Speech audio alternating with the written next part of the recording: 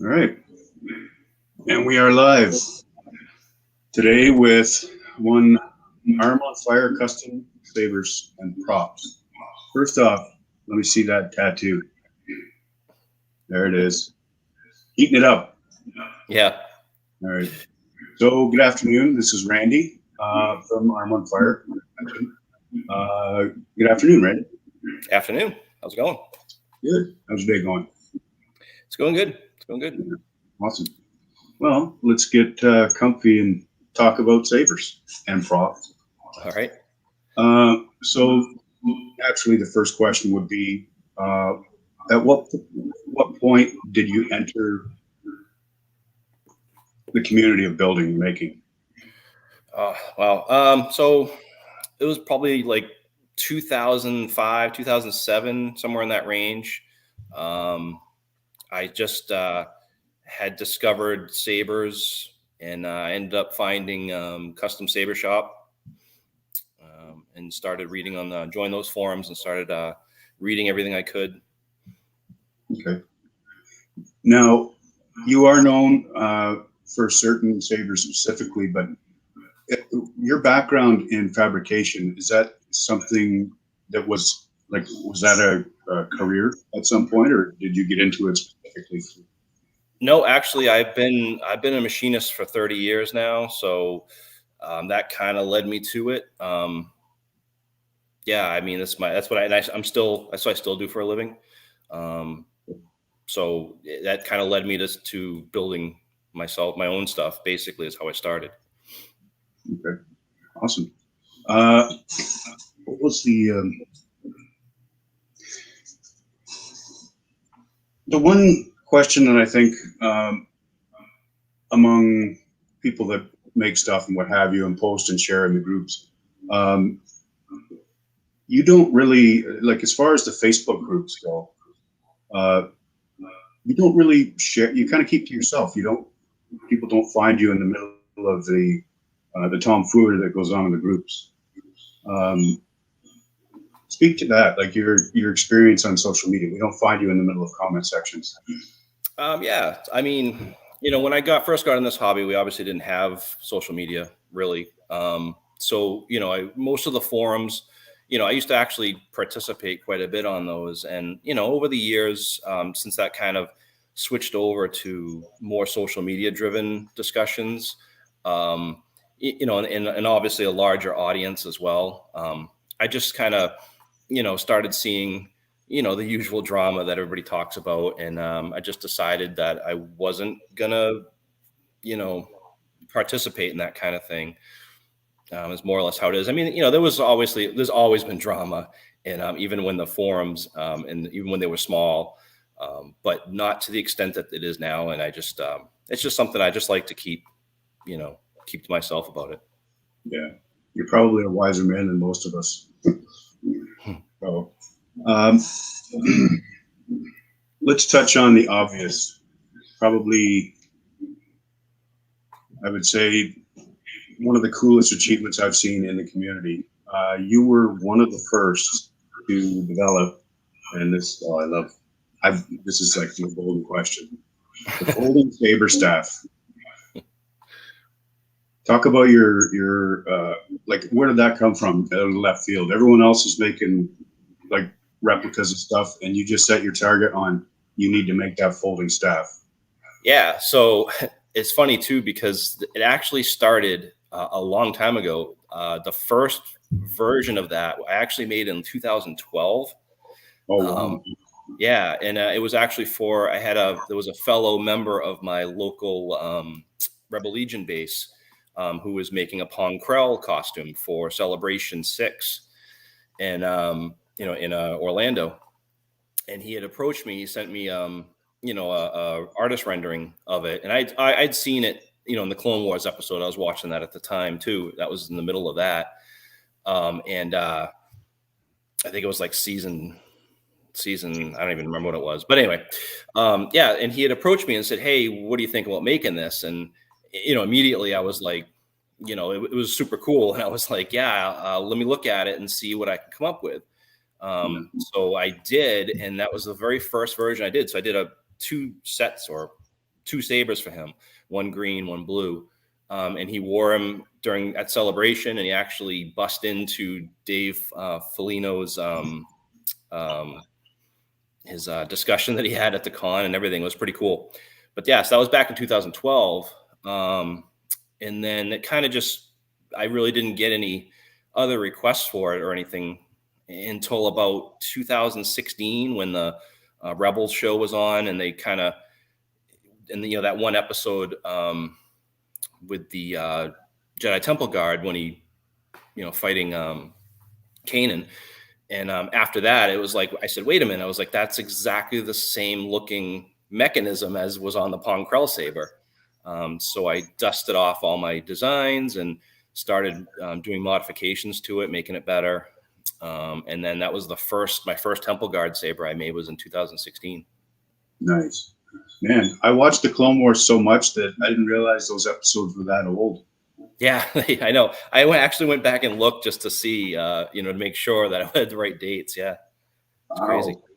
And that was, so there was, I thought the Temple Guard from Rebels was the static staff. Actually, it was the static staff was from the Clone Wars. And the folding wasn't until Rebels. That was the first time you saw that one. It was season 2, episode 18, called The Shroud of Darkness. So nice. There you go. You got that teed up on the side there. I can see you looking. Yeah, I want to make sure I got it right. You got your Coles notes over to the side there. Yeah, I do. Well, I gotta, if I get that wrong, I'll hear about it. So yeah. Oh yeah. No one. What is it? No one hates Star Wars fans more than other Star Wars fans. Exactly. So, what's the most challenging build that you've ever designed? Oh wow. I mean, that was definitely the most challenging, thing to figure out how to make work. But as for hilts, I mean, I've done some doozies of customs that have been way more work than I thought they were going to be. And I actually have some coming up that are going to be a challenge as well. Ooh. Kind of touching on one of my other questions here. First, I got to take a sec. Good afternoon, Eric. Good afternoon, Nick. Yeah. Yes. Oh, I see him now. How's it going? Randy's work is awesome. Thank you. The next question was going to be, how did I phrase it? What saber you would like to build, at the risk of, I don't want you to give anything away. What would I like to build? Well, actually, I actually have something coming up that's on that list. So I don't want to give it away right now. I mean, I'm not really too big into the cannon hilts as much to make myself. But wow, that's a tough one. Like I said, I do have something coming up, which has been on my list for a long time. I've actually been working on the design for quite a while as well. It's just a matter of getting to it. So, okay. Flip side of that coin. Let's say I'm a customer and I come to you with a design,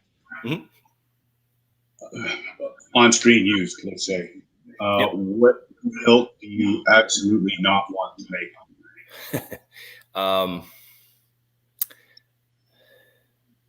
Probably for screen use stuff, I actually get quite a few requests for the Rebels Ahsoka, those curved ones, the katana ones. That's not really something I'm interested in making. I also am not really big on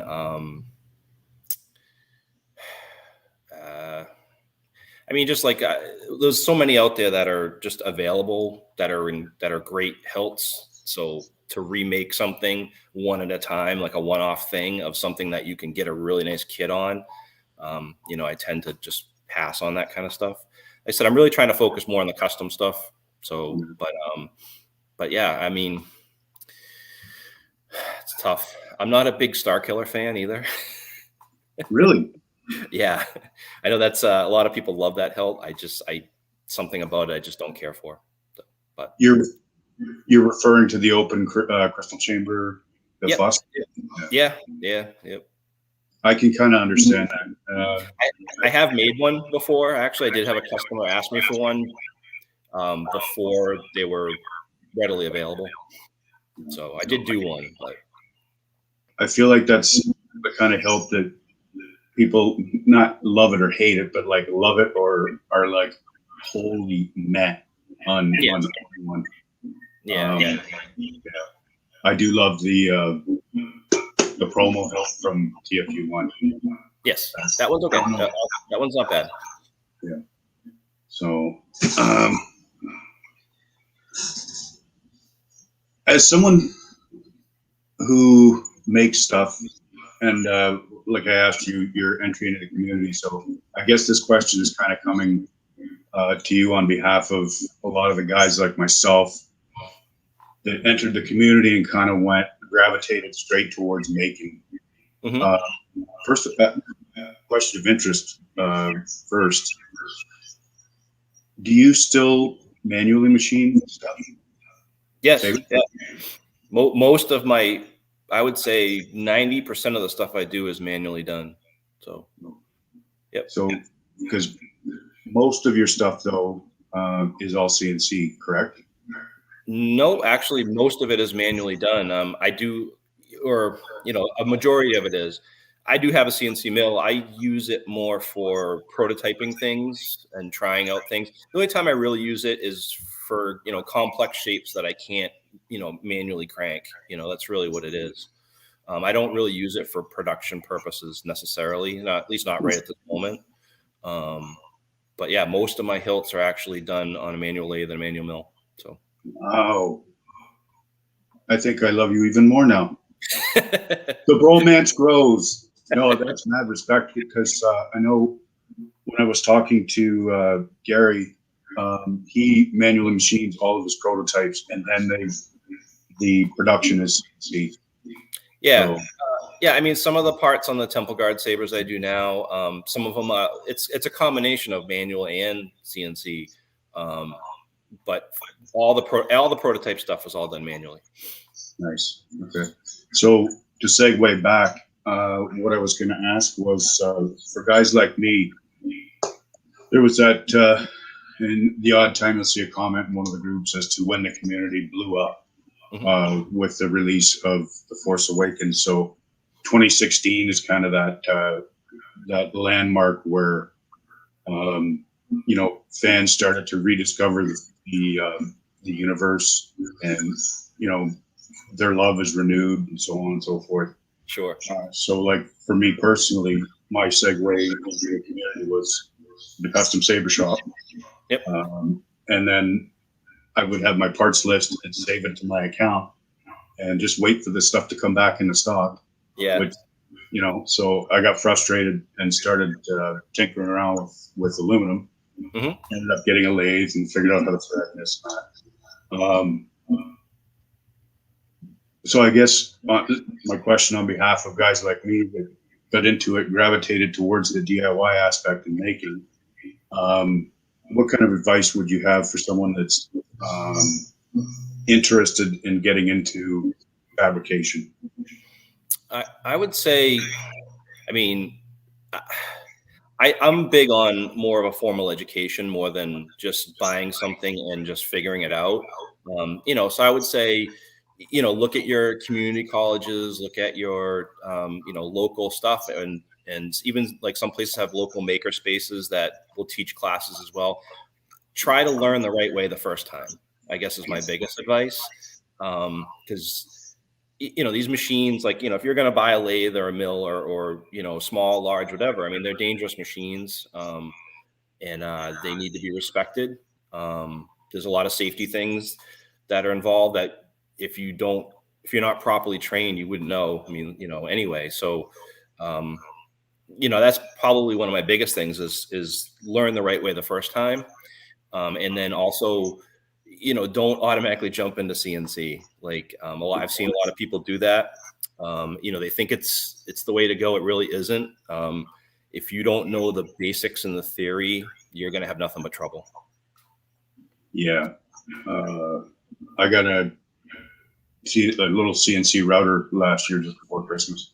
Yep. And I started tinkering with it, and I'm thinking, well, it's, whatever, uh, low cost risk.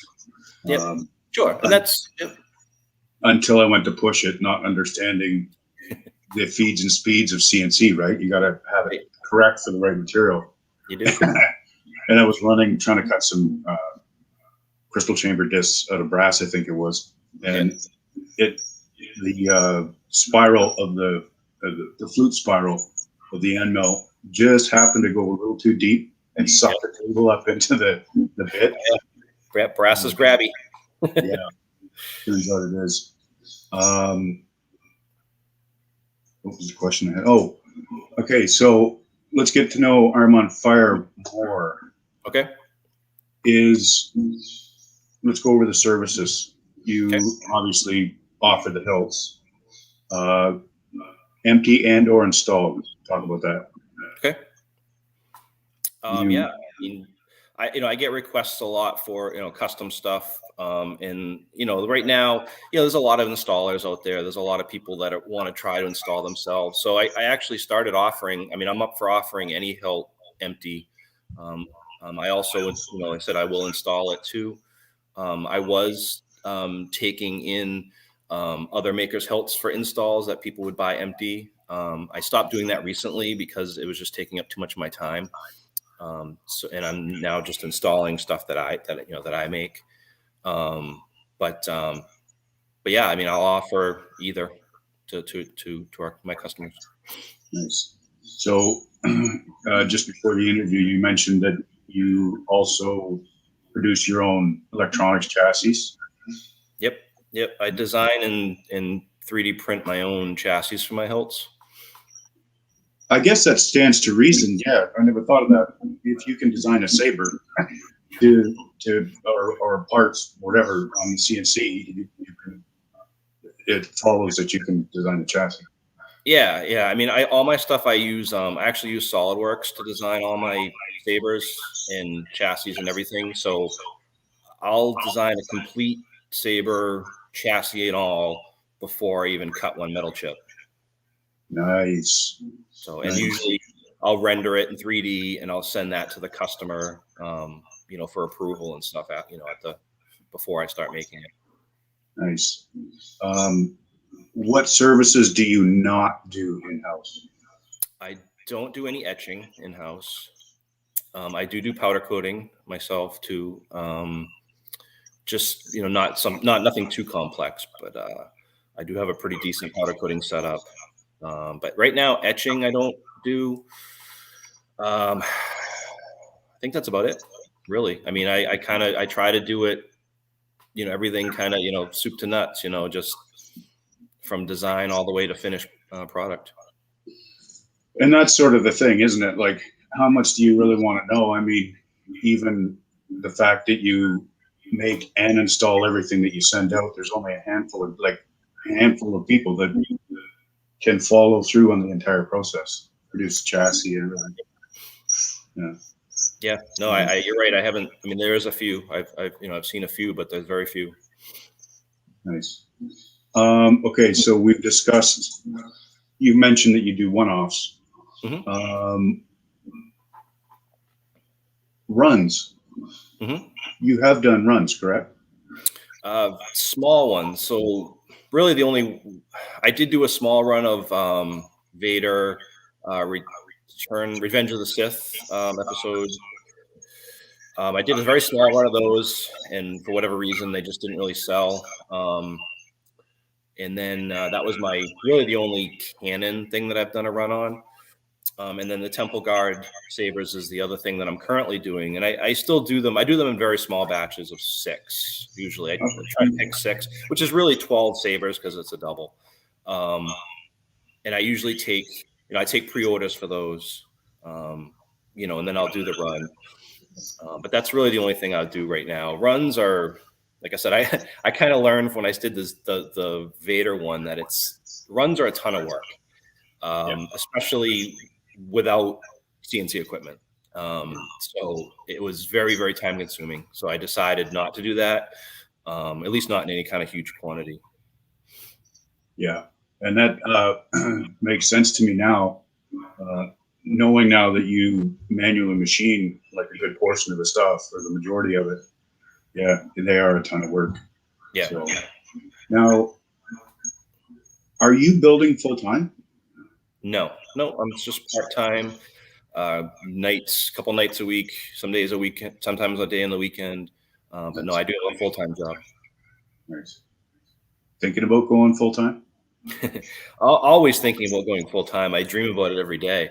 It's just not something I'm just not ready to jump into right now, uh, financially, and I'm just not 100% sure I can, you know, sustain, I guess.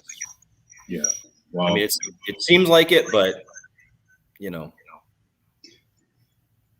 With the way that the community's gone over the last couple of years, but mind you, it's affected by COVID too, right? We have this global pandemic, yep, but the demand is up and down, it is hugely. especially based on like depending on the hilt itself. Yep. Okay. Um, the one question that I ask everyone is basically where tech has come from and where they hope to see it going or foresee it going. But I've decided to alter this question for you, tailor it for you. First off, do you build props other than sabers? I have. It's something that I wanted to start doing more of, but it just hasn't worked out. But I have made some other props for sure. Yep. Nice. I've done. Trying to think, the last one I did. Um, I did the nunchuck staff thing from Daredevil. Really?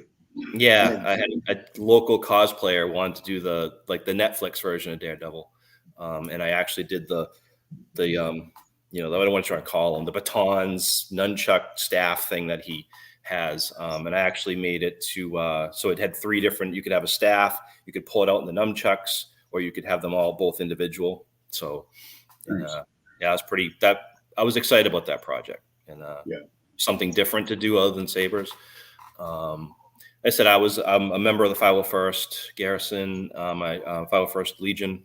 Same with Really? Rebel Legion. So I've made a lot of props for the costumes, of my own and for other people as well. Did some molding, some other little fabrication type things for the costumes. Nice. I did not know you were in 501st. Yep, 501st and as well Rebel Legion as well. So Nice. Are you just trooping as TK or? I actually I have several costumes. TK, Jedi, obviously. I say obviously, but Jedi was the first. TK, officer. I did Lobot at one point. Uh, yeah, also and Darth Maul. So Oh, really? Nice. yeah, Darth Maul was probably my favorite one to do, but it's so much work, and then obviously this all has to come off, and it's so I haven't done that in a long time, but yep. So yeah, Darth Maul was definitely my favorite costume to do, rather. Nice. Nice.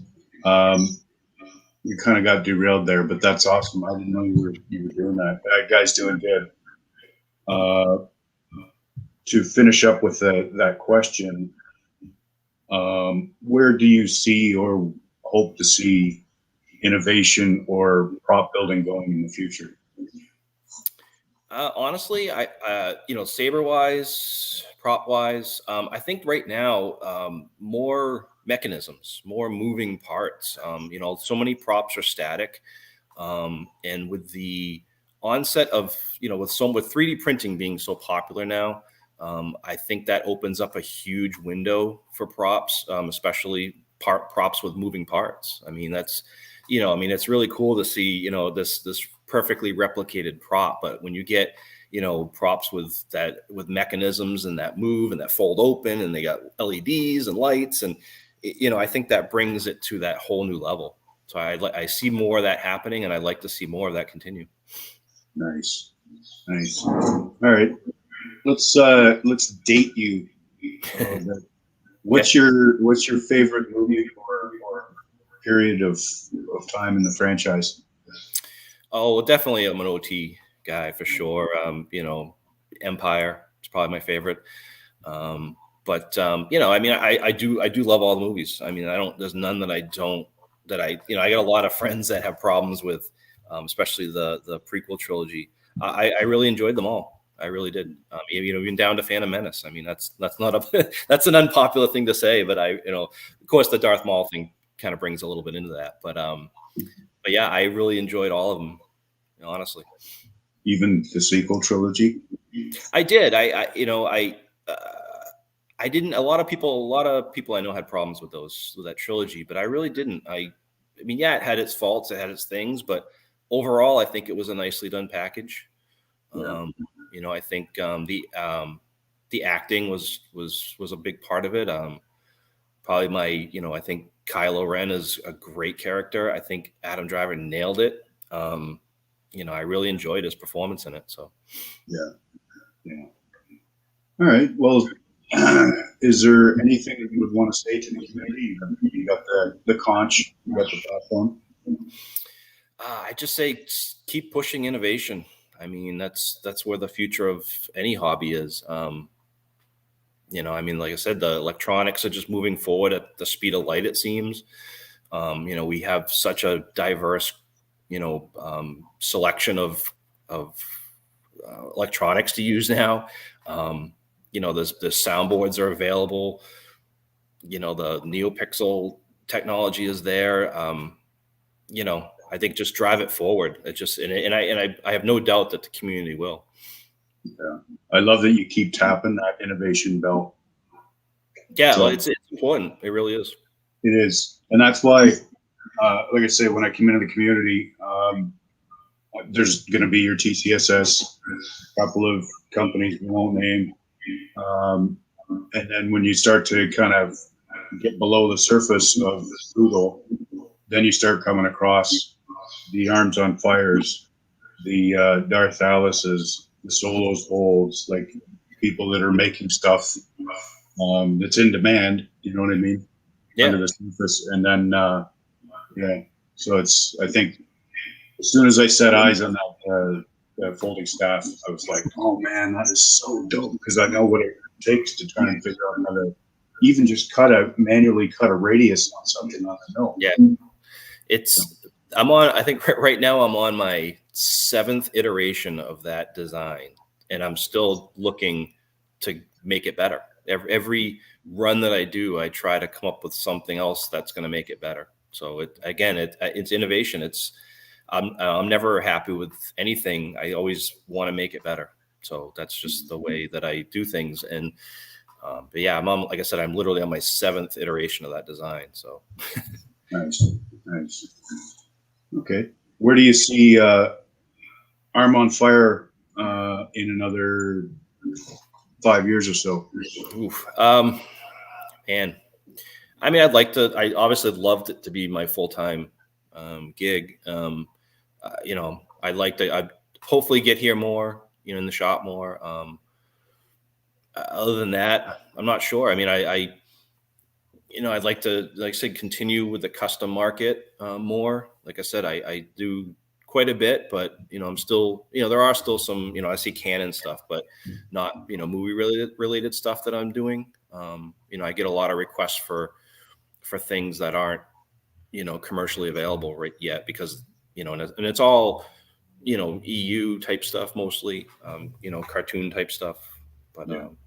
so I can see that stuff going forward. I mean, just because, like I said, people don't have an outlet to find it, so I can see doing more of that, because everybody seems pretty focused on the Canon movie hilts, at least when it comes to doing runs and replicas. So Yeah, I think there's quite a few people that are kind of more interested in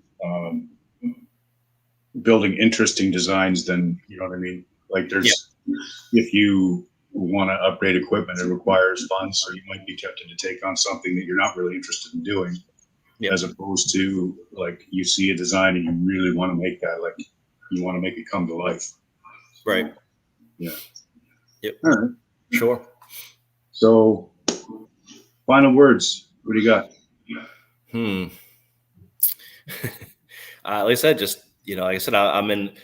I watch all the groups on Facebook, and some of the stuff I see, I am in awe of some of these other makers. They're of the stuff they're doing. So I just keep pushing. Nice, nice. Well, on that note, on that inspiration, thanks for coming on and sparing us some time, hang out for a bit, and talk about making. Yeah, you're very And welcome. may the force be with you, Randy. Yep, and you as well. Thank you so much for having me. I really appreciate it. Thank you to anybody who's watching.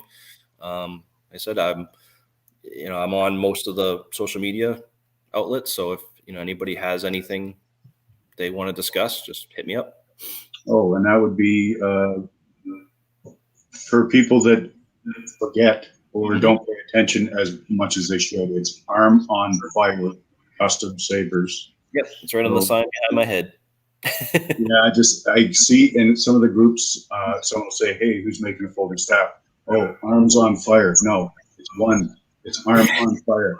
That's right. So just yep. I'm on social media, both Facebook and Instagram, and I do have a website as well. So yeah. I saw that. There's very few people have a website. They solely exist on social media, like TikTok or whatever. Yeah. No. Yeah, it's funny. My presence is definitely more on social media than on my website. I have it there, and all the contact info is there, and I do have a gallery with a lot of my past work. I don't, for whatever reason, I have a hard time keeping it up to date, but definitely with pictures of my work, I should say. But definitely Facebook is definitely my, the most up to date. If you're looking for pictures of my work, anyway. Yeah. There you go, folks. Go to armonfirecustomsabers.com.